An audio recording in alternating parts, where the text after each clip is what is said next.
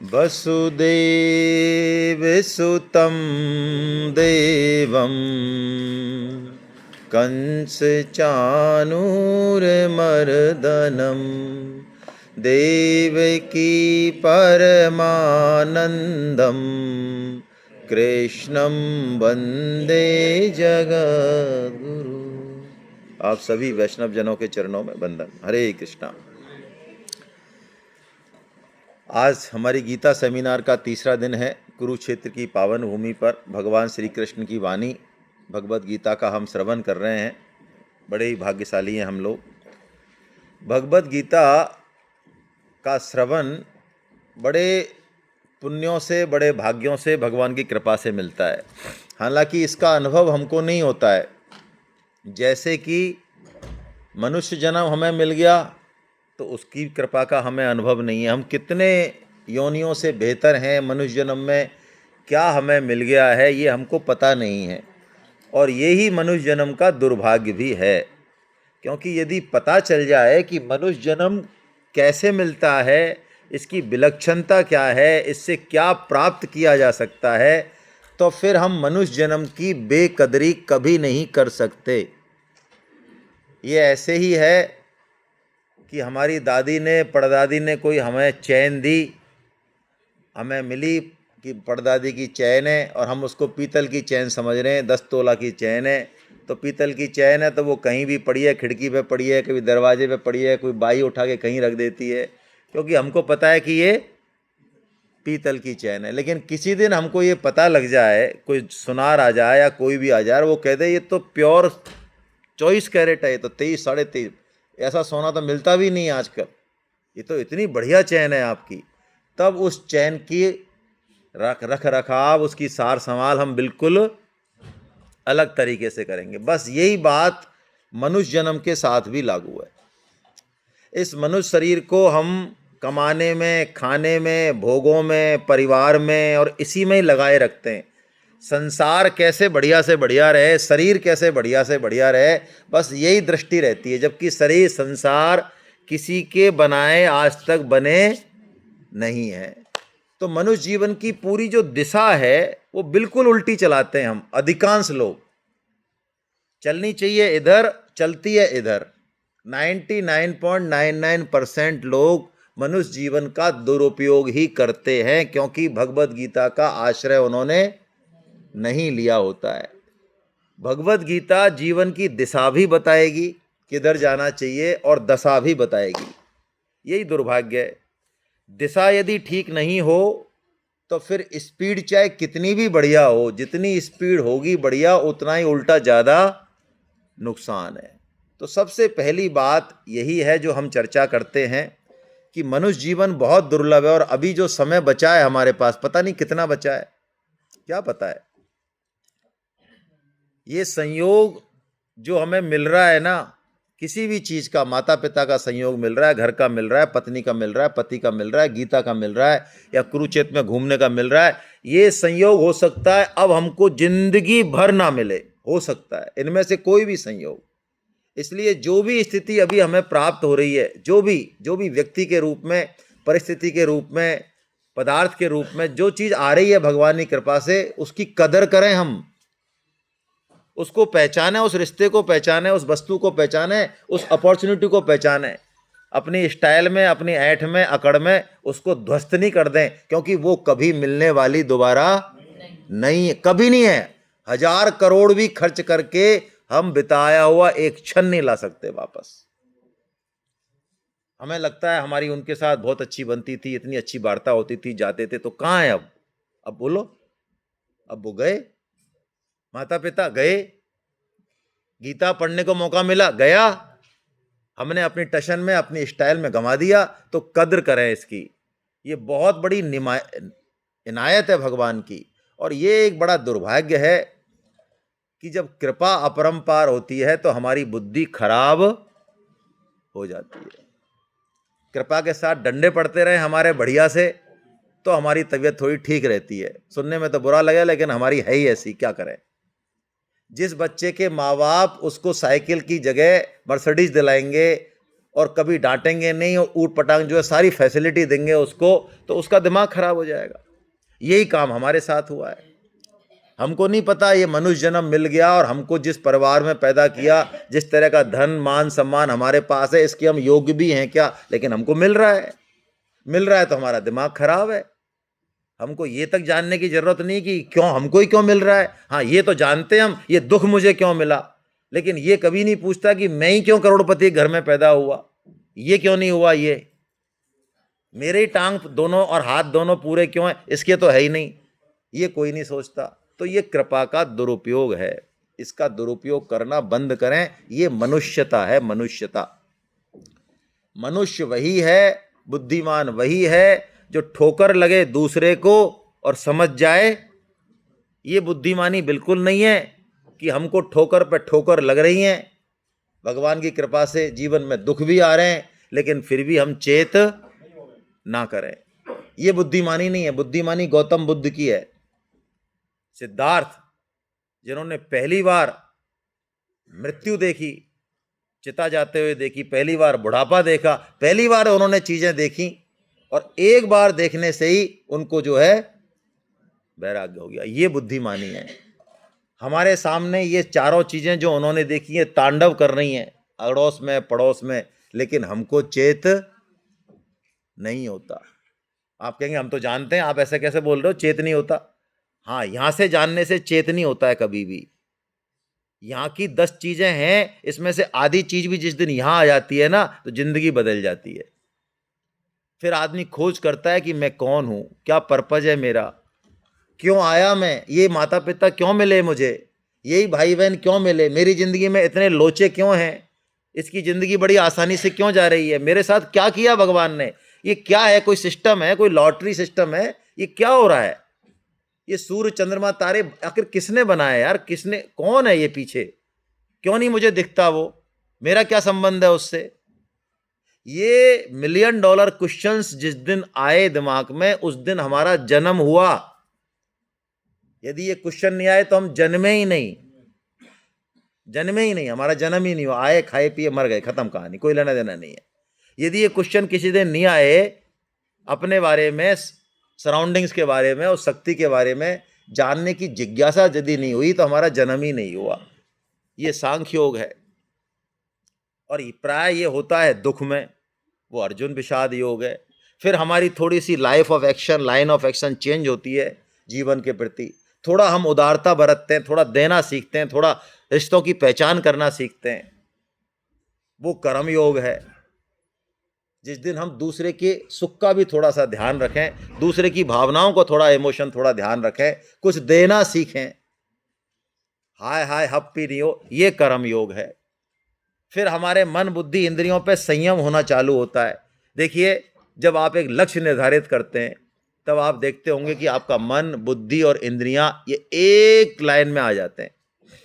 यदि आप अपने दादाजी से विशेष प्रेम करते हैं और दादाजी बीमार हैं और दादाजी को 2 बार या 3 बार रात को बाथरूम जाना है, या हो सकता है फ्रेश होने भी जाना है, या पानी पीना है, यदि आप उनसे प्रेम करते हैं तो आपको उनकी रात में सेवा करने से, पूरी रात सेवा करने के भी थकान जो है वो बिल्कुल नहीं होगी, यदि आप प्रेम करते हैं तो हमारे मन बुद्धि इंद्रियां किसी लक्ष्य के लिए लगनी चाहिए। जीवन में हमने लक्ष्य ही डिसाइड नहीं किया, यदि ये लक्ष्य नहीं है, मकान बनाना, बच्चे पैदा करना, शादी करना, ये लक्ष्य नहीं है, ये कुत्ते बिल्ली सूअरों के लक्ष्य हैं।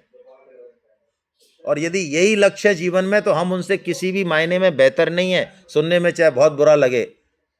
हम तो परम श्रद्धेय स्वामी जी महाराज की वाणी कहते हैं, और स्वामी जी महाराज ऐसे संत हुए हैं जिन्होंने किसी की कोई चापलूसी नहीं की पूरी जिंदगी। बोलो मत भाई, अंदर आवाज आ रही है। तो उन्होंने खरी खरी बात कही बिल्कुल, चाहे किसी को बुरा लगे चाहे कैसा भी लगे। और उन्होंने गीता की टीका लिखी, वो भी किसी को खुश करने के लिए नहीं लिखी। तो ये कर्म योग है। और कर्म योग भी वही सही है, असली कर्म योग, जो कि भगवान की भक्ति में बदल जाए। सेवा करते करते, कर्म करते करते, कर्म योग करते करते उस भगवान के प्रति यदि हमारी निष्ठा हो जाए ना अच्छे से, तो हम मान लें कि हमने अच्छे से कर्म योग किया। यानी कर्म योग के लिए कहते हैं सेठ जी महाराज, परम श्रद्धेय सेठ जी महाराज, गीता प्रेस के संस्थापक, कि कर्म योग यदि सही तरीके से उसका निर्वहन किया जाए तो वो भक्ति योग में टर्न हो जाता है। और भक्ति क्या है, हमने कल देखा अच्छे से। भक्ति पुकार है, भक्ति प्रार्थना है, भक्ति प्रेम है, भक्ति किसी के सुख की परवाह है, किसी की केयरिंग है भक्ति। अच्छा, भगवान की हम सब परवाह करते रहे, सेवा करते रहे तो हमारा क्या होगा? अरे तो यही तो रहस्य है। हमारा जो सुख है, हमारी जो शांति है, हमारा जो आनंद है, वो हमारे सुख शांति में छिपा हुआ नहीं है, वो छिपा हुआ है भगवान के सुख शांति और आनंद में। यही तो मजा है। इस रहस्य को लोग 70-70 साल हो जाते हैं तभी नहीं समझ पाते हैं। हमारा जीवन का पूरा आनंद, पूरा सुख, सब कुछ, हमारी पूर्णता, हमारी संतुष्टि लाइफ की, वो किस में छिपी हुई है? भगवान की सेवा में, भगवान के आज्ञा पालन में। बड़े से बड़े $1 मिलियन $1 बिलियन वाले, अच्छे से अच्छे समाज के आविष्कार करने वाले, पूरी दुनिया में नाम कमाने वाले भी यहां से चूक जाते हैं, है ना। वो इस काम को नहीं समझते कि क्या हो रहा है। जब तक अब्राहम मैस्लो का नाम सुना है आपने? सुना होगा अब्राहम मैस्लो, थोड़ा आगे करना है इसको। अब्राहम मैस्लो का नाम सुना है आपने? अब्राहम मैस्लो ने 4-5 आवश्यकताएं बताई मनुष्य जीवन की, जिसमें से उसने 5 लेवल बताए, 5, जिसमें से 3 तो हम सब समझते हैं, है ना। रोटी, कपड़ा, कुछ अच्छा काम, सोशल रिकॉग्निशन भी है ना। फिर है मेरे को भला करना है समाज का, देश का, ये करना है, वो करना है, वो चौथा लेवल है ना। उसमें मान बढ़ाई भी नहीं चाहिए, या चाहिए कोई खास बात नहीं है। उसके बाद भी संतुष्टि नहीं मिलती है। लास्ट लेवल है बिल्कुल सेल्फ एक्चुअलाइजेशन का, आत्म संतुष्टि, आत्म परिचय, भगवान से हमारी भेंट। क्योंकि हम जिसके अंश है ना, जब तक हम उससे ना मिलेंगे तब तक हमारी यात्रा पूरी नहीं होगी। बेटा, माँ से दूर कर दो उसको, अब उसको आप हीरे दो, असरफी दो, बढ़िया ब्रांडेड कपड़े दो, 56 भोग दो, सब दे दो, ठीक है, थोड़ी बहुत देर के लिए वो मान जाएगा, लेकिन अल्टीमेटली थोड़ी सी आवाज बढ़ा देना थोड़ी, लेकिन अल्टीमेटली उसकी संतुष्टि कब होगी? जब उसकी माँ मिलेगी। बस तो ऐसे ही जन्मों जन्मों की जो हमारी माँ है वो भगवान है। ये जो हम प्रेम करते हैं ना, पत्नी से, माता से, भाई से, वस्तुओं से, किसी से भी जो हम प्रेम करते हैं ना, वास्तव में हम उससे प्रेम नहीं करते, हम उसी को खोज रहे होते हैं।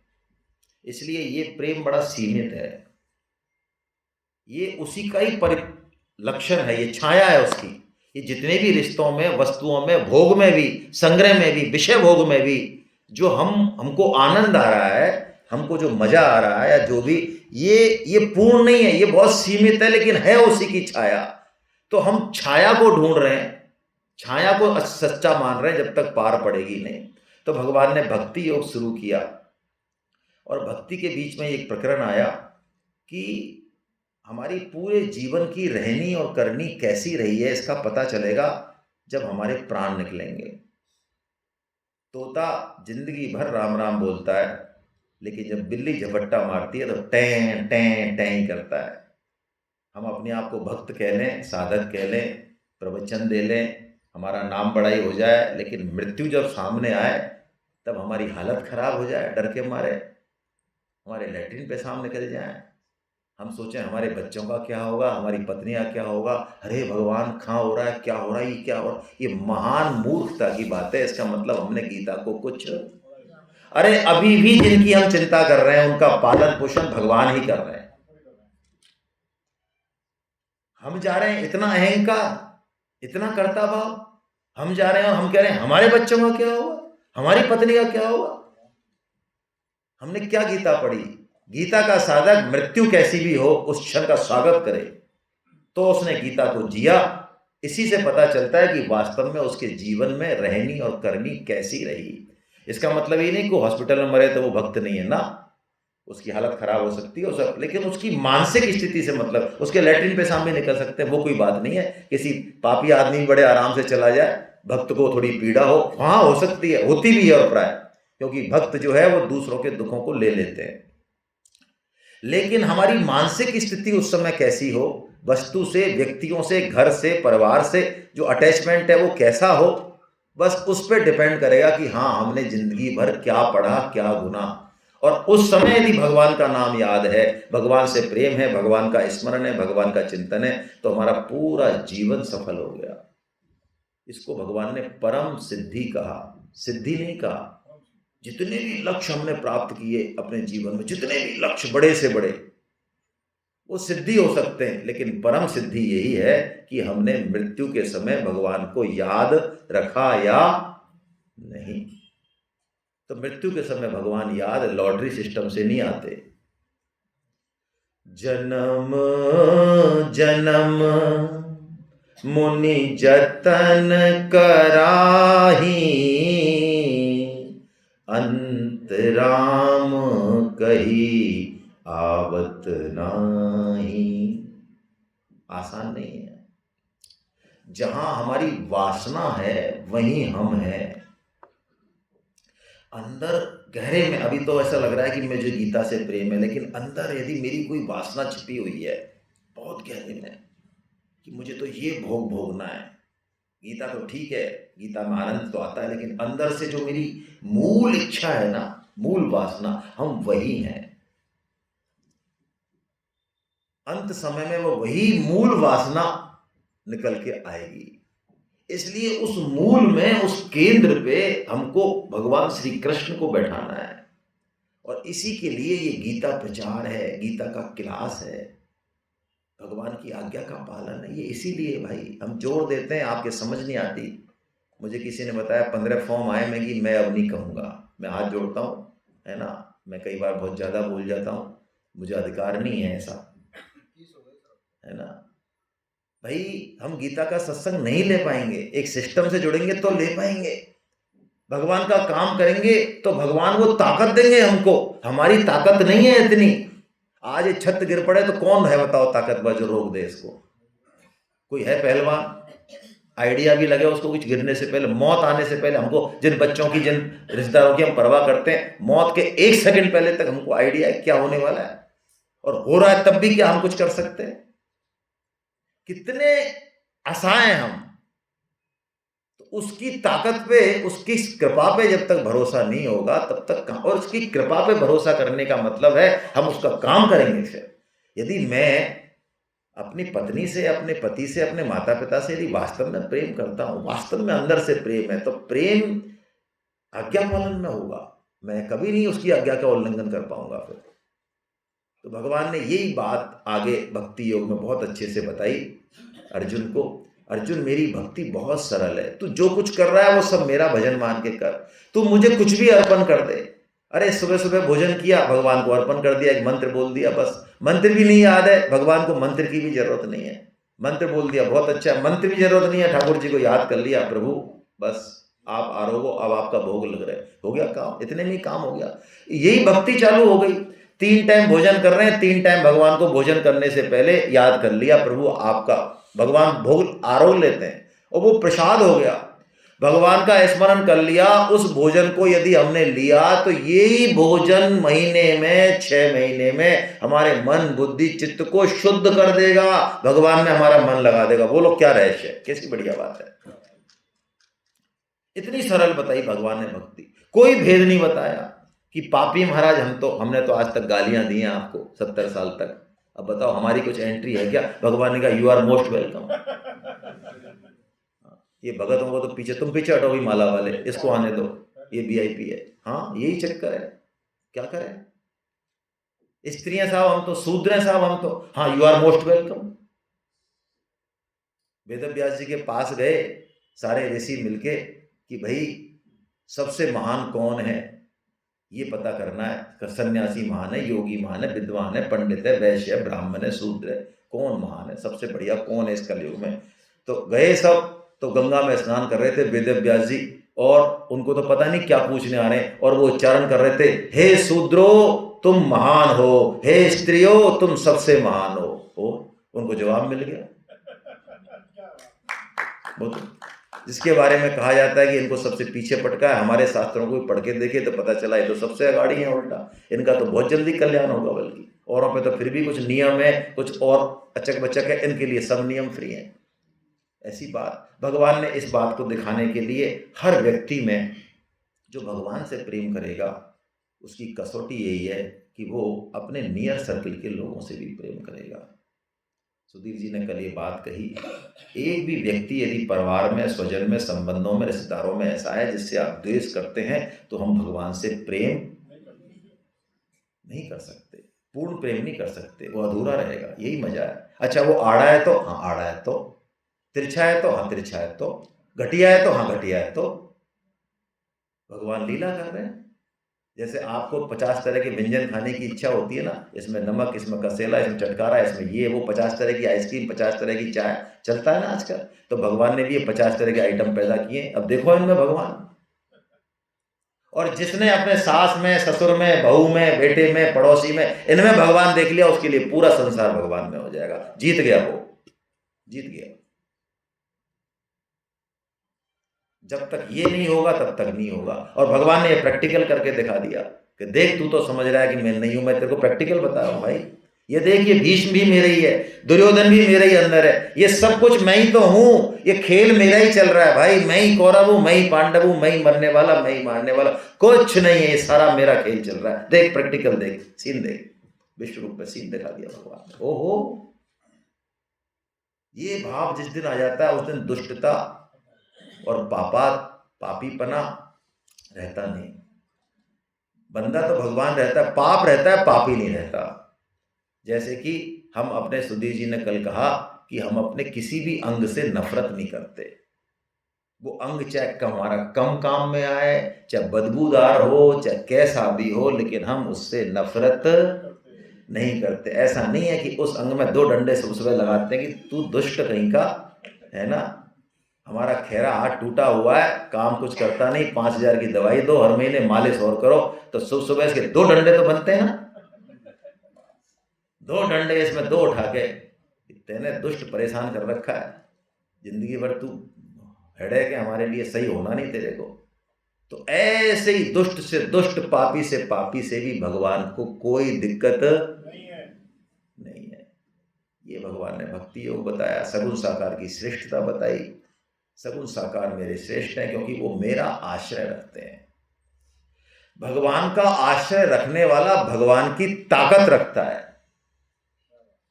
और खुद का आश्रय रखने वाला खुद की ताकत रखता है। ये दोनों में बेसिक फर्क है। सगुण साकार भगवान की शरणागत में है, वो भगवान जैसा चाहे वैसा करता है। भगवान, वो पढ़ ले गीता में, भगवान ये चाहते हैं क्या तो वो तैयार हो जाएगा। अब उसकी मन बुद्धि खुद की नहीं है। ऐसे नहीं, मन बुद्धि तो खुद की चलते रहे, ठाकुर जी हम आपके शरण हैं, क्या करोगे, करेंगे तो हमारे मन की, क्या खाओगे, खाएंगे हमारे हिसाब से, कब उठोगे, उठेंगे हमारे हिसाब से, वैसे हम आपके शरण हैं। ये फर्जीवाड़ा नहीं चलता भाई। शरण व्यक्ति तो कहीं भी भगवान की बात का पता चल जाए, अच्छा भगवान ऐसा कह रहे हैं, ये नहीं चाहते भगवान, अरे तो भैया मेरे जीवन में तो ये है, फिर मैं काहे का शरण हुआ, मैं तो भगवान जो कहेंगे वही करूंगा भैया। भगवान ने कह दिया गीता का प्रचार मुझे सबसे ज्यादा प्रसन्न करता है, तो अब ये नहीं, तो भाई साहब पहले हम गीता खुद तो पढ़ लें, जब तो हम दूसरों से कहेंगे। अब भाई साहब हम क्या करें, हमने कई लोगों से कह दिया, कोई मानता ही नहीं है। अच्छा अब भाई साहब ये जो देख रहे हो हमारे आसपास, आपको पता नहीं है हमारे घर में और हमारे आसपास ऐसे 4-5 घटिया से आदमी है, उनसे क्या कहें गीता की, बताओ। हमको पता है ये नहीं माने। देखो आप कितनी तर्क निकल रहे हैं। भगवान ने ये कहा श्लोक में, घटिया आदमी हो तो मत कहना, नहीं सुने तो मत। भगवान ने कहा मुझे निष्काम भाव से गीता प्रचार सबसे ज्यादा प्रसन्न करने, तो हमारा तो कहने का काम है। भगवान ने ये नहीं कहा कि तू सफल हो जाएगा तो मैं प्रसन्न होऊंगा, तू असफल होगा तो मैं नहीं होऊंगा। ये शरणागति है बिल्ली वाली शरणागति, जिसको कि मार्जार कहा। बिल्ली का बच्चा अपनी मां को पकड़ता नहीं है, बिल्ली उसको पकड़ती है। और मरकट शरणागति यानी बंदर की शरणागति, ये हमारी शरणागति होती है प्राय। मरकट यानी बंदर का बच्चा खुद मां को पकड़ता है, तो मां जब जंप करती है तो बंदर का बच्चा प्राय गिर जाता है। क्यों? उसने खुद को खुद से पकड़ा हुआ है मां को। लेकिन जो मार्जार शरणागति है, बिल्ली का बच्चा जो है, अब उसको कोई लेना देना नहीं है। बिल्ली उसको उठाए, बिल्ली छलांग लगाए, जहां रखना है कोने में रख, छत पर रख, कुचारे में रख, जहां रखना है रख दे, हमको कुछ पता नहीं है। ये शरणागति का बेसिक मतलब है। निर्गुण निराकार वाले अपने दम पे चलते हैं, तो भगवान ने कहा वो भी कोई दिक्कत नहीं है, वो मेरे बड़े बालक हैं, कोई समस्या नहीं है, चल सकते हैं। लेकिन देहाभिमान जब तक होगा, जब तक चलना बहुत मुश्किल होगा। इसलिए देहाभिमान को तू अर्जुन पहले दूर कर, तब चलना निर्गुण निराकार की, तब ज्ञान के पथ पे चलना। ज्ञान की बातें तो बड़ी बड़ी हमारी, लेकिन देहाभिमान हमारा पूरी तरह से बना हुआ है। खाने में, पीने में, रहने में, किसी के संग एडजस्ट करने में, देखो हम कितने तगड़े हैं। थोड़ी सी कमी हो जाए हमारा मुंह फूल जाता है। ये क्यों होता है? क्योंकि हमको देह में आसक्ति है भयंकर। इसको सुख देना है, इसको मान देना है, इसमें कहीं किसी ने कुचर मुचर कर दी तो फट जाएगा सब दिमाग। तो जब तक देह में आसक्ति है, तब तक ज्ञान का साधन फर्जी है, कोई लेना देना नहीं है।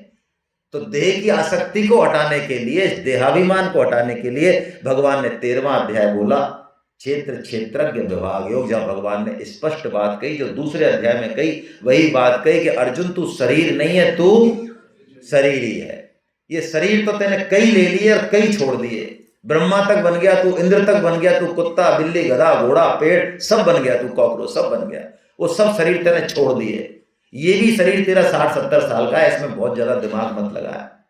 ये 1000 साल तक नहीं रहेगा। और इसको कितना भी, ये मैं ये नहीं कह रहा हूं इसकी दुर्गति करो, लेकिन इसमें बहुत ज्यादा टाइम वेस्ट करने की जरूरत नहीं है। बनाई ऐसा है, कुछ भी खिला लो, कल बात हुई ना, निकलेगा क्या? मलमूत्र का भांड है, सड़ेगा ये तो, मरेगा। तो तू क्षेत्रज्ञ है, तू क्षेत्र, यही ज्ञान दृष्टि है, यही ज्ञान चक्षु है। भगवान ने जो 13वें अध्याय में बताया। तो जब मैं क्षेत्रज्ञ हूं तो मैं बंद कैसे गया? तो भगवान ने कहा 3 गुण वाली मेरी माया है। ये माया नए नए खेल दिखाती है। तुझे ये खेल अच्छे लगते हैं, ये बहुत अच्छा है, ये बहुत बुरा है, ये सात्विक, राजस, तामस, ये 3 गुणों वाली मेरी माया ये नए नए करोड़ों तरह के खेल दिखाती है इस दुनिया में। उन खेलों में तू क्या है? बंध जाता है। तू अपने मूल स्वरूप को, उद्देश्य को भूल जाता है। जैसे पहले बचपन में आपको ध्यान हो तो एक वो बाइस्कोप वाले चलते थे ना, बाइस्कोप छोटे बच्चे देखते थे, उसमें अंदर जाके बाइस्कोप में, तो मान लो आपको आपकी माँ ने जो है कुछ लाने भेजा कि बेटा जरा गेस्ट आ रहे हैं, तू ऐसा कर 1 किलो बेसन और जरा मैदा और दाल वाल लिया और पैसे दे दिए और थैला दे दिया। और आपको, आपकी जेब में पैसे हैं, गर्मी है, पहले पैसे होते नहीं थे जेब में, और आपको मिल गया कौन? बाइस्कोप वाला। तो आपने निकाला पैसा, 54 10 पैसे जो भी, अब आप बाइस्कोप में फिक्स हो गए। अब वो कह रहा है देखो भाई साहब, दिल्ली की कुतुब मीनार देखो, ये हेमा मालिनी देखो, और ये वो देखो, और आपको आनंद आ रहा है। अब आपको ये नहीं पता है कि खा तो मेरे थैला लटक रहा है, और कौन सी दाल है और कौन सा बेसन है, कुछ नहीं है। अब आपके तो ओहो, बस तो यही हो रहा है यहाँ, और क्या हो रहा है? हम हैं तो किसी और के, आए थे हरि भजन को, और ये मेरी मम्मी, ये मेरी पत्नी, ये मेरा पद, ये मेरा ओ चश्मा लग रहा है, और 60-70 साल तक बाइस्कोप पे चिपके पड़े भाई। यही नहीं पता कहां से आए, कहां जा रहे हैं, कौन से गांव के वासी। अरे होश तो कर भाई। वो भाई इसको 5-10 मिनट का, ये थोड़ा सा लंबा है, बस इतनी सी बात है। तो ये गुण हमको पकड़ते हैं। तो अर्जुन ने पूछा, महाराज ये तो बहुत तगड़ा मामला है, इस संसार में इतने सारी व्यवस्था आपने कर रखी है, हमारा मन तो खिंच ही रहा है इसमें, हम तो बावड़े हो ही जाएंगे। तो कोई तो रास्ता बताओ कि इनसे हमारा पिंड छूटे, कोई सरल सा रास्ता बताओ महाराज।